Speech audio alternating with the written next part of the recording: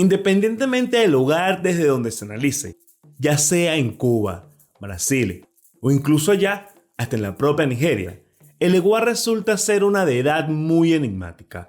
Podría decirse que la forma más sencilla y a la vez más complicada de definir el Egua es que es un orisha ambiguo.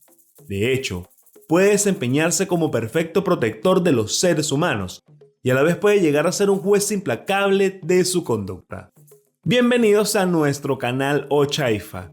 En esta oportunidad hablaremos del orisha de los caminos, pero antes de continuar, no olvides regalarnos tu like de la Che y suscribirte a nuestro canal para que estés actualizado con nuestro contenido.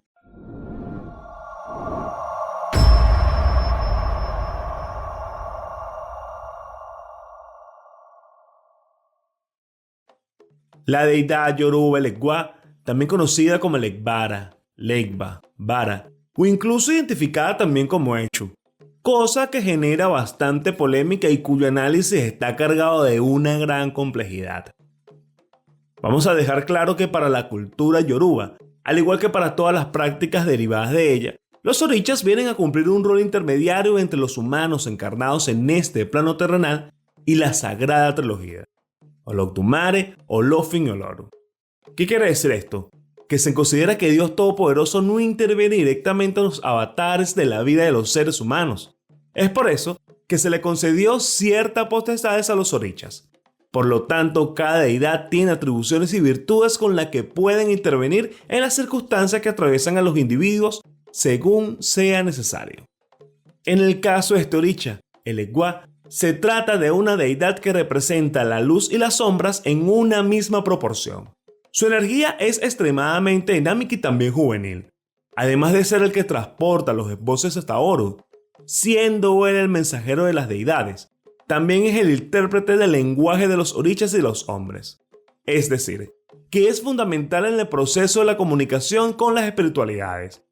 Podría decirse que entre sus atribuciones está la labor de mejorar las relaciones entre el cielo y la tierra, así como informar a los Olodumare del comportamiento de los orishas y los hombres, sobre todo con respecto a los sacrificios. Por su constante disposición para la acción y su capacidad de adaptación a la evolución del ser humano, el Egua puede ser considerado un santo que se manifiesta a través de diversos roles sociales. También es una fuerza movilizadora indispensable para comenzar cualquier trabajo. Puede ser considerado como el orisha de los cambios y de la existencia. Por lo tanto, nada sucede en la vida sin que él participe o por lo menos tenga conocimiento de ello. Se cree que el Egua puede ser encontrado en las esquinas, las encrucijadas, los caminos, las entradas y las salidas de la ciudad, en el monte y en la sabana. Podría decirse que el Egua es un viajero en constante movimiento. Simboliza un elemento etéreo, la energía en los negocios, el comercio, los empleos, los viajes y los cambios, la revolución, los idiomas y la mente concreta. Siendo un orisha mayor, se le atribuye ser el poseedor de las llaves de los caminos del destino, el portero de la frontera entre la desgracia y la felicidad. Y además es el primero de la trilogía conocida como los guerreros, acompañados por Ogun y Ochosi. Orishas que hablaremos en otra oportunidad. ¿Quién es el Egua? Esta pregunta genera múltiples interpretaciones e incluso férreas controversias, debido a que da origen a la discusión sobre la relación entre Echu y el Egua. Para tratar de responder esta pregunta vamos a analizar ciertas interpretaciones de diversos investigadores sobre este tema. Para empezar, tomaremos como referencia la afirmación realizada por Leonel Gámez, Ochenigwu y Águila de Ifa, en su libro Defendiendo Nuestras Tradiciones, volumen 2, donde manifiesta lo siguiente. Por Ocha, si un orisha entrega el Egbara, está entregando un Echu que es, obviamente, Echu el Egbara. Aunque no tenga ningún secreto de carga, realmente es un Echu. Y en Cuba, quizás con el ánimo de diferenciar al Echu con carga del que es un Ota de orisha, le comenzaron a llamar el Egbara sin mencionar Echu. Pero está claro que el Egbara es uno de los tantos nombres de la divinidad Echu. Queda establecido visiblemente bajo el razonamiento de los autores, que con bastante lógica y un claro argumento, que Echu y el Egbara son considerados la misma deidad, y que los olorichas entregan únicamente el fundamento de Echu el Egbara, cuya confección tanto en Cuba como allí en Nigeria se realiza en base a una piedra sin carga adicional alguna. Por su parte, los babalaos entregan un fundamento de hecho respaldados por la conversación obtenida de la teología de Ifá, donde existen distintas formas de hecho conocidas como caminos, identificados con características y cargas distintas en cada Ogdun de Ifá. Es importante destacar que cuando hablamos de caminos, nos referimos a la forma en la que se adora a los orichas en las diferentes zonas de África. Esto sucede a partir de la llegada de las divinidades a la tierra, quienes venían acompañados de 200 seres humanos, que se desempeñaban como sus seguidores. Y a pesar de vivir todos bajo las leyes universales determinadas por Olodumare, cada uno de los orichas acumuló una serie de experiencias y hábitos junto a sus devotos, lo cual generó que al momento de que las deidades partieran de la tierra, sus enseñanzas fueran transmitidas de generación en generación una y otra vez. Finalmente, el peregrinaje de sus descendientes en este mundo dio pie a que su culto se expandiera, dando origen a sus diferentes nombres o diversos caminos en los que hoy en día se conocen a los orichas. Es así que Echu tiene nombres y cargas distintas debido a las costumbres bajo las que eran construidos sus fundamentos según la región del reino Yoruba en la que pertenecía, siendo identificado en su mayoría por su gentilicio. Por ejemplo, los pobladores de la tierra Ketu son conocidos como Alaketu, tal como se identifica el hecho confeccionado bajo las costumbres de esa tierra, es decir, hecho Alaketu o mejor conocido como hecho Alakentu. De esta misma forma, ocurre con incontables lugares y fundamentos que, acompañados por un Ogdun de Ifá, permite que los babalaos puedan identificar cuál es el hecho que camina de la mejor manera con el iniciado. Lo mismo sucede con los orichas, siendo determinados los caminos correspondientes a cada iniciado durante la consagración de Cariocha. Y en su efecto, cuando hablamos de legua en particular, se podría considerar bajo esta premisa que en la regla de Ocha, el oricha en Cuba de alguna manera simplificó el manejo del fundamento, entregando solamente hecho el Ekbara. ¿Por qué se puede especular que hubo una simplificación del manejo del atributo? Además de considerar las razones anteriores, es necesario comprender que en algunas tierras yoruba los olorichas consagrados a Echu, es decir, los oloechu, conocían y manejaban a profundidad las cargas de su oricha tutelar.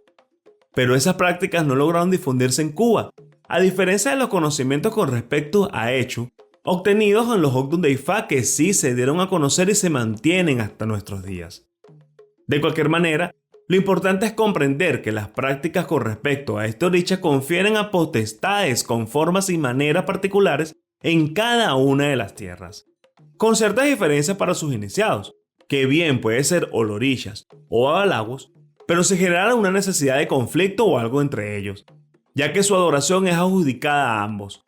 Todo es el resultado de la integración de las diferentes culturas que existían en Cuba, y que a partir de las cuales se unificó nuestra religión tal como se conoce en la actualidad. La interpretación del significado y la naturaleza del legua es tan ambigua como su naturaleza misma. Es por ello que algunos investigadores se tropiezan con su propia energía al momento de adentrarse en la comprensión de su significado, viviendo de alguna forma las sorpresas que caracterizan a esta deidad. Otro ejemplo de ello lo encontramos en el libro Hecho el Egua, Equilibrio Dinámico de la Existencia, donde su autor, Adrián de Souza, afirma lo siguiente: recuerdo que cuando realizaba los trabajos de campo para completar estos apuntes en las regiones de Ile-Ife, Oyo, estado de Benín e Ibanda, allá en Nigeria, me encontré a un sacerdote de Ifá en busca de información acerca del Ekwa, y me dijo que no conocía esa divinidad. Sorprendido, referí varias características de esta y solo así entonces fue que reconoció que hablaba de hecho. Manifiesta Souza en sus escritos que la mayoría de las personas practicantes de la regla de Ocha Ifá en América Latina, en especial en Cuba, que fueron encuestadas durante su investigación, consideran que el Ekwa es una deidad distinta a Echu. Un porcentaje mucho menor identifica a Echu el Ekwa como la misma deidad. Pero ambos concuerdan que su concepción le genera un poco de duda al no poder argumentarla basándose en los Ogdun de Ifá. Finalmente, su opinión es producto de las enseñanzas de sus mayores. Y es aquí donde entra otra perspectiva de la interpretación sobre el Ekwa basada en las costumbres transmitidas de generación en generación en Cuba y en América en general. Según la tradición oral, Se dice que la historia de Legua comienza en una tribu africana donde un rey y su esposa tuvieron un hijo al que llamaron el Legua, quien en su adolescencia salió a pasear hasta llegar a una encrucijada, es decir, donde se unían 4 caminos. Luego de detenerse por un tiempo prolongado, observó en el piso un coco seco que emanaba una luz propia, recogiéndolo de inmediato. Sin dudar, llevó al palacio aquel asombroso objeto, contándole a sus padres la extraña luz que había observado en él. Nadie creyó lo que había visto, por lo que terminó abandonándolo. Estando en el suelo, el coco rodó y rodó, quedando oculto detrás de una puerta del palacio. Hasta que un día en el que se encontraban presentes muchos personajes de relevancia de aquel reino, el coco volvió a emanar aquellas inexplicables luces, sorprendiendo y asustando a todos los presentes. 3 días después de aquel acontecimiento, el joven príncipe murió, y durante el tiempo que duraron sus honras fúnebres, el coco se mantuvo alumbrando, por lo que fue temido y respetado por todos. Con el paso del tiempo, el pueblo se llenó de conflictos y pérdidas. Los mayores de aquella región, luego de mucho deliberar, concluyeron que esa situación se motivaba a raíz del estado de abandono en el que se encontraba el coco dejado por el Legua, por lo que decidieron adorarlo. Sin embargo, al buscarlo se percataron que se encontraba en muy malas condiciones debido al paso del tiempo, por lo que decidieron sustituirlo por una piedra que se tenía la capacidad de perdurar en perfectas condiciones sin importar su antigüedad. Esta historia simboliza el nacimiento y el origen del Legua, como él establece un proverbio yoruba que dice "Iku log bi ocha", lo que se traduce en "el muerto parió al santo". La muerte de aquel príncipe dio como resultado la adoración de su espiritualidad por parte de sus descendientes, a través de la piedra como elemento que reemplazó al coco. ¿Quién es el Legua según la regla de Ocha? Para analizar el papel del Oricha Legua en la regla de Ocha, es necesario entrar un poco en el contexto de la creación de la regla como tal. Recordemos que en un principio, cuando se estableció el orden bajo en el que se realizarían los ritos de las prácticas de Ocha allá en Cuba, existía una marcada influencia provocada por diferentes personajes pertenecientes a distintas regiones del reino Yoruba en Nigeria. Esto particularmente influye en el tema de las reglas de Ocha, cuyos inicios son relacionados con una considerable guerra de poder protagonizada evidentemente por los olorichas, los santeros de mayor influencia para aquella época. El trabajo académico de Miguel W. Ramos, publicado por la Universidad de Pittsburgh, resulta una investigación bastante interesante y una referencia que aporta interesantes datos sobre los hechos históricos de aquel conflicto. La alianza indiscutible entre Victoria Rosarena, mejor conocida como Efunché, y Timotea Alvear, reconocida como la Tuan, en contra de Mamo Serrate González Osbatero, introduce una gran variedad de adaptaciones en lo que para la época ya se conocía como la religión Locumí en La Habana. Se tiene conocimiento que antes que Ofunché llegara a Cuba, durante las consagraciones de los nuevos iniciados, se les entregaba únicamente el Legua y su oricha tutelar, o mejor conocido como su ángel de la guarda. Esta costumbre era muy conocida como pie y cabeza. Determinaba como oricha de la cabeza a la deidad a la que se consagraba el iniciado, siendo considerada el Legua como los pies, lo cual lo convertía en un símbolo o la herramienta con la que se recorrería el viaje que representa la vida a través de todos los caminos que en ella se encuentran. Quiero aclarar que esto no era limitativo para los olorichas recibir únicamente estas dos deidades. De ser necesario o recomendado por los oráculos, podría recibir otras deidades posteriormente. Pero desde aquí ya podemos observar que el Legua siempre fue considerado fundamental dentro de las prácticas de Ocha. Es en este punto donde podemos ubicarnos en el momento en el que se definían las reglas de Ocha como refería anteriormente. Según la tradición oral, se cree que en el momento en que Ofunché llega a Cuba, es ella quien determina que se introduzcan otros orichas adicionales a la ceremonia de consagración, cosa que resulta un poco curiosa debido a que Ofunché era de origen ebacto. Pero motivado a sus profundas influencias de la tradición Oyo, estimaba que los orichas, Obatalá, Yemayá y Ochun, guardaban una fuerte relación con Changó, quienes acompañados por el Legua debían ser considerados los pilares fundamentales de la consagración Locumí. Sin embargo, La introducción de otros orichas en la consagración no se trató de una decisión arbitraria de Funché. Más bien se estima que esa práctica se desprende de la tradición hoyocéntrica de ceremonia de coronación del palacio, conocida como cariocha, y que terminó por suplantar la tradición rural del santo parado, en la que el oricha era consagrado para un grupo familiar o una casa en general, y solo un representante de la familia era escogido para realizar las atenciones y adoración de la deidad, quien, a pesar de no contar con alguna de las ceremonias que le conferían el derecho a hacerlo, no estaba completamente consagrado. Las prácticas en La Habana, en definitiva, seguían los patrones bastante complejos que habían sido usados en las cortes y en los palacios reales de Hoyo. Es de allí que se desprende directamente la ceremonia de consagración lucumí o cariocha, también conocida como coronación, tal como lo afirmó Odedei, hija de Funché. Hacer santo es hacer rey, y cariocha es una ceremonia de reyes, como las del palacio del Obba Locumí en Hoyo.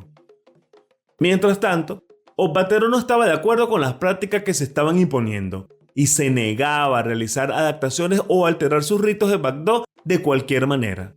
Aún así, se cree que pudo haber tomado algunas influencias traídas de Hoyo, pero no eran lo suficientemente radicales para concordar con la Tuán, marcando así en definitiva una separación entre los olorichas y sus costumbres religiosas.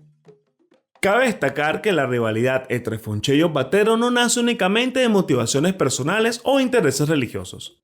También otros factores influyeron en la división de La Habana.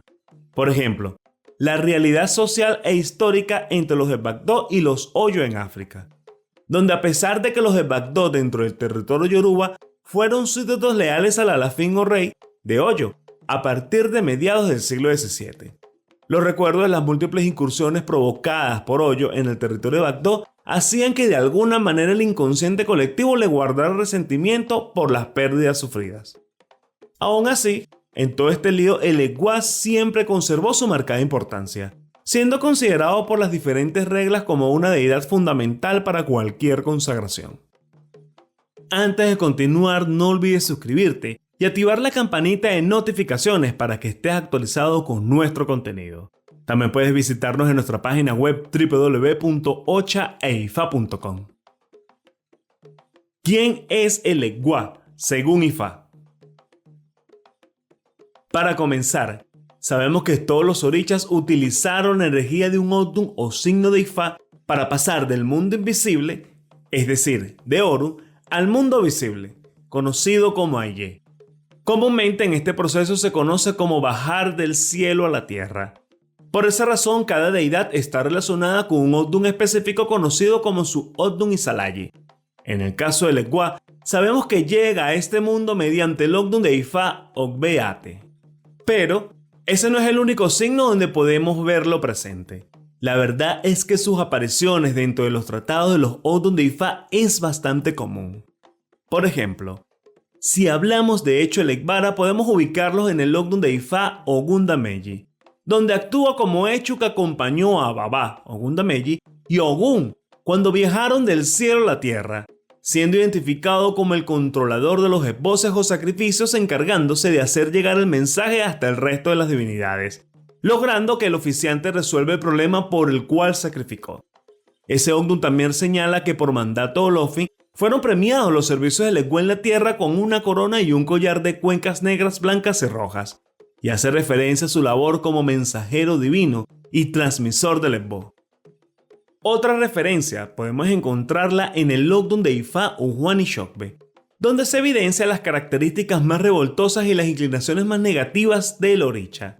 Por hacer referencia a varios episodios donde el Eguá quería que todos hicieran su voluntad y donde de alguna manera u otra impuso su supremacía sin importar el costo o los efectos que eso conlleva.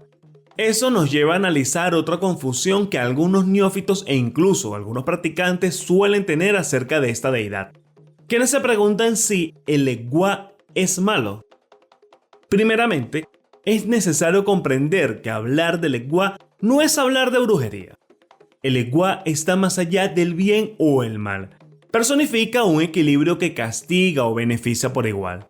Representa el balance perfecto en la naturaleza, siendo capaz de provocar estragos o recompensas a sus seguidores según sean sus comportamientos. Está al tanto de los trastornos que perjudican a la humanidad y sus soluciones. Sus acciones siempre tienen una motivación justificada a pesar de que en algunos casos pueda ser difícil de comprender. Es decir, que Legua jamás actúa de forma irracional. La interpretación errada de la naturaleza de Legua se origina gracias a la influencia de los primeros misioneros que llegaron a las tierras americanas durante la colonización. Su falta de comprensión sobre las prácticas religiosas de los esclavos yoruba y su intención de evangelizar aún en contra de su voluntad a todos los individuos con creencias distintas a las suyas, provocó la tergiversación de las características de este oricha, siendo comparado Echu o Elegua con el diablo y convertido en un símbolo del mal. Para los africanos y los practicantes de las culturas afrocaribeñas, el Egua simplemente es una deidad que debe ser tratada con suma delicadeza, puesto que su dualidad le permite propiciar acciones benéficas o perjudiciales para los seres humanos. Pero como ha quedado claro anteriormente, todas sus acciones responden a una justificada motivación o responsabilidad directamente con los involucrados. Incluso, analistas de la cultura yoruba manifiestan que en el panteón de sus deidades no existen demonios, por cuanto Olodumare creó a los orichas con la intención de equilibrar el destino de los hombres y no para su destrucción. El Egua solo ha sido encomendado a la difícil tarea de provocar la sinceridad de los seres humanos, y para lograrlo, pone a prueba sus creencias y sus acciones. Por otro lado, de la duda anterior se desprende otro interrogante. ¿Es malo tener un Elegua en la casa? El significado de la palabra Elegua quiere decir está en la casa. El término ele se deriva de inle, casa, y gua, que quiere decir estar. Cuando nos referimos que el Egua está, hablamos de la presencia de Echu, identificado como el Egua bajo la influencia de Obatala, que neutraliza los impulsos que podrían resultar negativos en Echu. Sin embargo, se cree que hay oportunidades en las que Echu hace uso de esa parte de su energía, y sin esperarlo puede penetrar la casa causando revolución. Pero esa acción puede estar motivada por algún suceso que lo justifique y del cual los residentes de ese lugar son responsables. Desde luego que no es malo tener al Egua en la casa. De hecho, en la puerta de las casas conviven varias espiritualidades adicionales al Egua. Más bien, este oricha al residir en las puertas marca la frontera entre dos territorios: el interior de la vivienda, que representa la tranquilidad del hogar, y el exterior, que simboliza los peligros y las perversidades sueltas por el mundo. En conclusión, ¿dónde vive el Egua? Por lo general, el Egua es un santo que vive en las puertas de las casas. Sin embargo, también es posible encontrarlo en otras partes dentro de los hogares de los Iworos, los santeros, acompañados como de costumbre por los guerreros, Ogun y Ochosi. Pero en definitiva, la puerta es el lugar más apropiado para su ubicación. En otro sentido, entre los atributos que identifican al oricha Egua, al igual que el resto de las deidades, es relacionado con ciertos números y colores que intervienen de una forma u otra en sus consagraciones, como en la cantidad de herramientas que debe tener sus soperas. Para ser más específicos, los colores del Egua son los siguientes: rojo y negro, y en algunas ocasiones puede utilizar el blanco. El rojo es un color ritual que ha sido parte de muchas culturas desde la antigüedad. Es muy común en ceremonias funerarias, usado durante sacrificios o curaciones. También se ha considerado como un símbolo de la vida.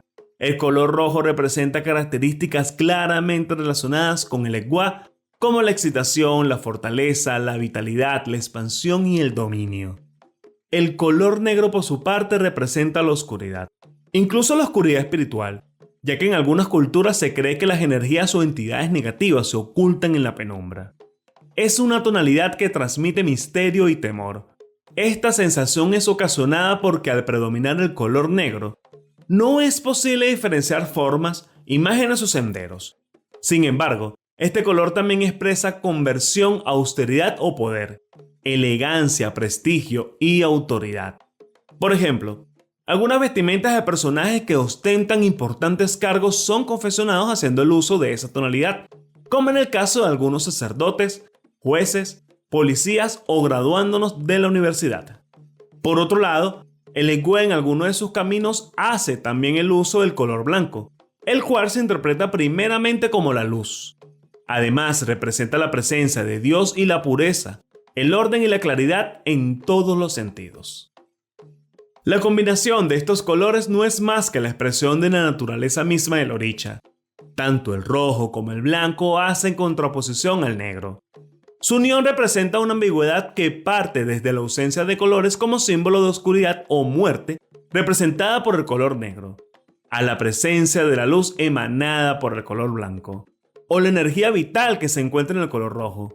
Por lo tanto, mediante el uso de esas tonalidades, el Eguá se manifiesta como lo que es: todo y nada, la vida y la muerte, el principio y el fin, la guerra y la paz, lo uno y lo otro. Con respecto a su número, se identifica a través del dígito 3 o cualquiera de sus múltiplos, en especial el 21. El número 3 es considerado un número de carácter divino.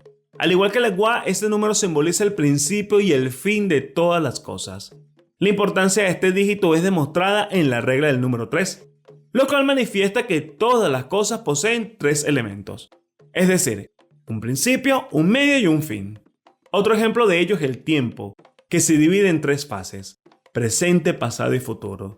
Y a nivel espiritual, la relevancia de la Santísima Trinidad, Padre, Hijo y Espíritu Santo. Y en el caso de la Yoruba, su principal trilogía conformada por Olofin, Olorun y Olodumare. Por lo tanto, los collares del Eguá son confeccionados con cuentas combinadas entre colores rojo, negro y blanco. El uso de esos colores va a depender de los caminos que tenga el fundamento entregado al consagrado, además de la cantidad de cuentas de cada color que se alterna, y va a depender de la misma razón, pero siempre utilizando los números correspondientes de este oricha. Con respecto a la personalidad atribuida al Eguá, se estima que según el camino que se analice, puede ser personificado como un niño travieso y goloso, entre otros casos con una personalidad jovial, enérgica y dinámica.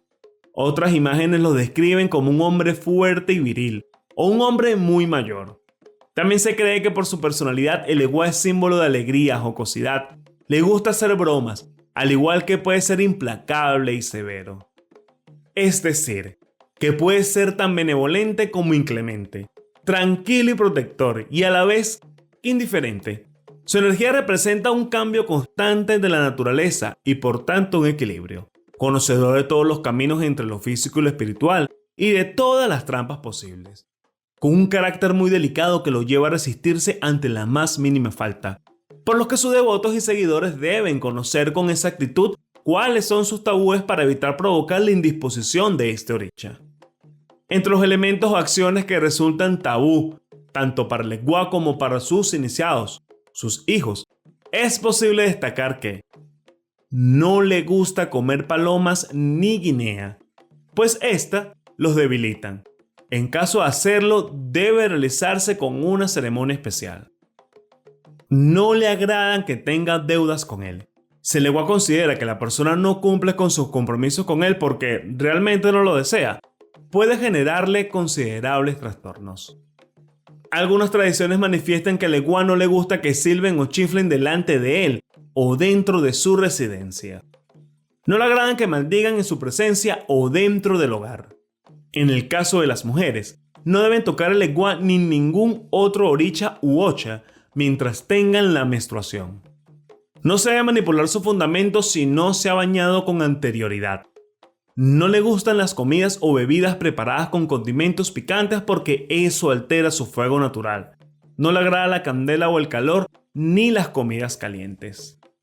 Ahora bien, como ha quedado establecido, el conocimiento sobre los orichas se expandió durante los orígenes de la tierra, dando pie a diversas prácticas religiosas, donde la oración e identidad de las deidades puede ser concebida de formas distintas, pero las divinidades siguen conservando su propia esencia, logrando de esa manera ser identificadas fácilmente o incluso ser sincretizadas.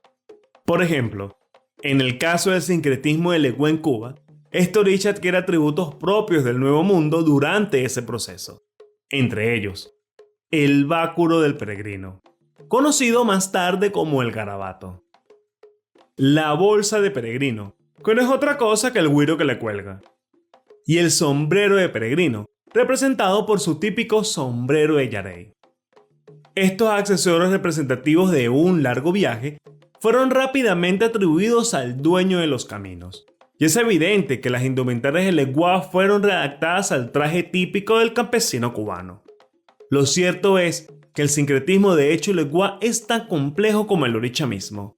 Se ha llegado a identificar como el ánima sola, el Santo Niño de Atocha, San Francisco, San Roque, incluso hasta con el mismo demonio.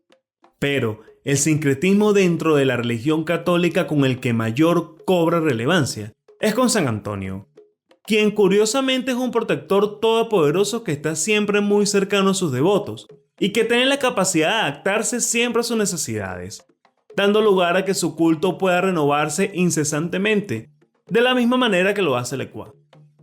Además, son innumerables las oraciones recogidas en cancioneros y romanceros tradicionales españoles, cargados de supersticiones que indican la necesidad de rezar 3 veces por ser el número perfecto, y que además es el número representativo de Legua.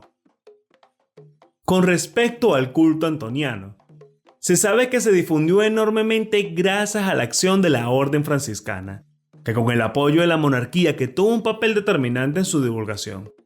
De hecho, se considera que gracias a ellos la imagen de San Antonio se conoció por todas partes del mundo, puesto que los descubridores españoles y portugueses se hacían acompañar de frailes franciscanos en todas sus travesías, siendo ese otro punto importante que determinaría su sincretismo, ya que resalta las características naturales de Legua de estar en todos los lugares y en todos los caminos.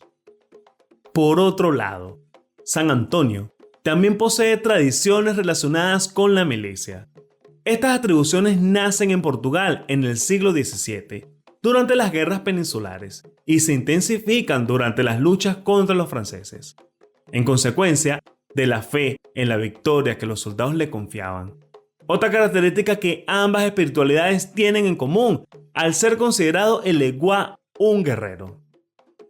Lo más importante que debemos comprender de este proceso de sincretismo por el cual pasaron las tradiciones de los africanos traídos al Nuevo Mundo es que en la época en que sucedieron los hechos que transformaron las creencias africanas en América, los originarios de aquel continente estaban bajo condiciones brutales e infrahumanas.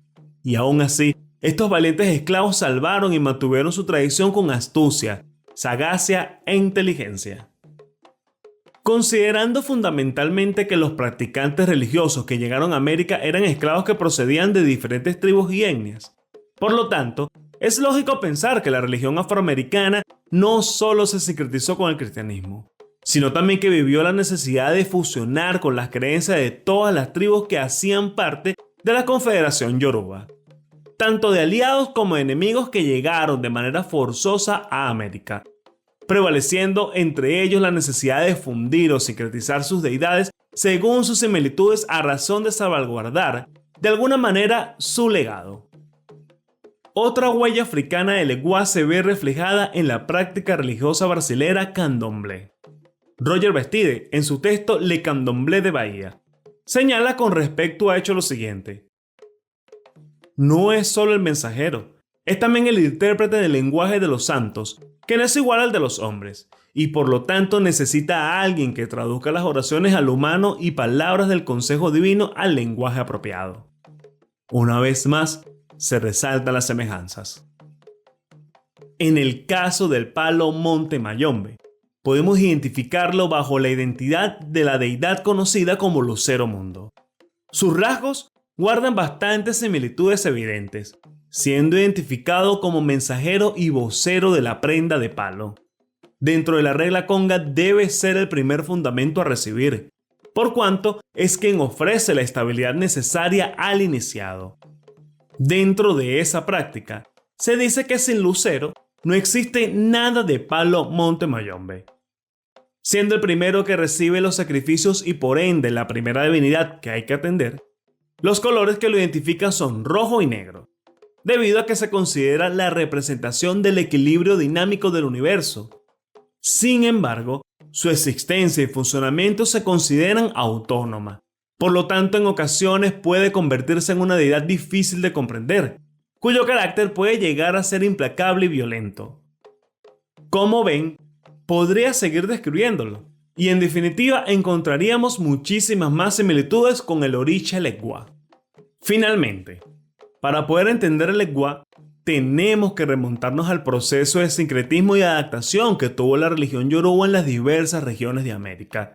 Es necesario comprender que somos parte de una historia y una cultura producto del mestizaje, y que eso no solo se refiere a la raza, también a las creencias y a la cultura en general, cuyo resultado es el producto de la fe de los esclavos africanos arrancados de distintos lugares de ese continente, en compañía de las costumbres indígenas y el catolicismo impuestos por los colonizadores, lo cual se entrelazó dando resultado a una cultura forjada con el tiempo. Eso, acompañado de la falta de sustento físico, es decir, la ausencia de libros o textos africanos cuyo conocimiento colectivo se ha transmitido de forma oral hasta la actualidad.